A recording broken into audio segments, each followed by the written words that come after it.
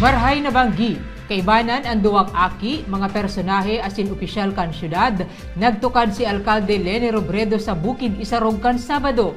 Parte ang lakdang sa paghaman kan proyekto sa lugar, katuwang ang Tourism Infrastructure and Enterprise Zone Authority o TIAZA. May report si Rashi Arsiga. May langkaw na 2,000 meters above sea level, aktibong bulkan na sakop ang 6 na banwaan asin sarong syudad ang Mount Isarog. Sa pamitisan kan barangay Panikwason sa Naga, natural ining taanawon sa harayo. Pero ang nasa laog kan parke, ang nagkukontribuer sa renibong tourist arrival sa syudad taon-taon. Prioridad kan gobyerno lokal ang pagtaong proteksyon sa natural park mantang pigsusustiner ang atraksyon kaini, bako sana sa mga lokal na bisita kundi maging sa dayong turista. Ang hepe ehekutibo, maabot na punan ang lakdang parani sa sarong proyekto digdi sa tabang kan Tourism Infrastructure and Enterprise Zone Authority o TIAZA. Ipigheras na Alkalde Leni Robredo, kantidad 350 million pesos ang proponidong Industrial Zone Project digdi na kabale ang access road hali sa Panikwason, pasiring sa porsyon kan bukid kung saan maaabot ang Malabsay Falls. Ano malaki siya, haliputon lang siya. Willing ang city magbakal.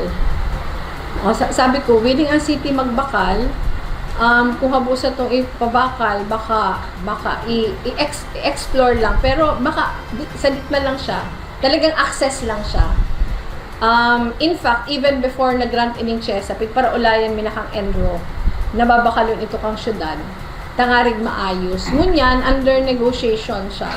Kan Sabado, nagtukad si Robredo sa Mount Isarog kaibanan ang duwa sa tulungyang aki na sindaay ka asin Jillian, mga personahe asin opisyal kan City Hall asin barangay.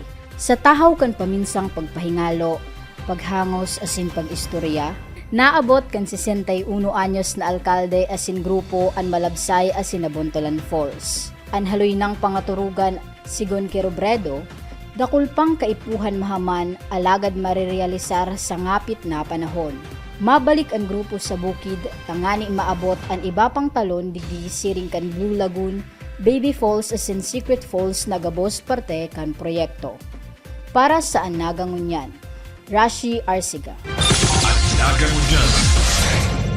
Ika ako kita Anaga. Antabayan ang iba pang impormasyong may kinaaraman sa Lambang Nagenyo. Anagangunyan. Sangaran kan sa Kuyang Pag-iriba sa Public Information Division na pinamamayuhan ni Jason Nyola. Ako si Riza Mustar Santos. Diyos mabalos.